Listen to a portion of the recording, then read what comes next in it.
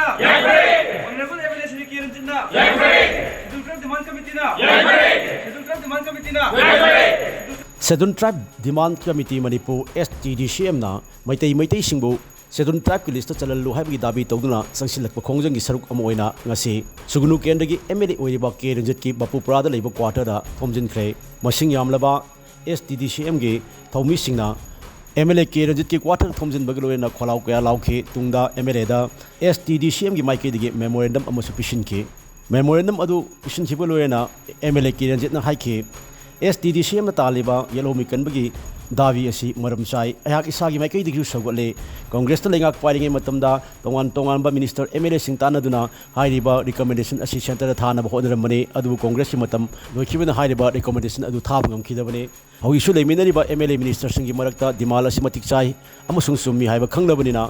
center recommendation thana ba lengak asi mai kai digru sungsoi soidana hairiba recommendation asi thapam thoi haiba form sing thamki ayamba maru na hoy minister sing MLA sing masi loina muk support to comment loina pire aduna hojikti chaluta demand committee na lep na changel lakpasi masi aina sum yeng jabada bhap tanaram da maitai committee maroina apan masi chil si bhap loina tana badona madu ai mon feel tawi aduna ai gi mo ina thamjara bra porsi lo shanba yare na khale maram di honorable minister sing MLA sing na masi chummi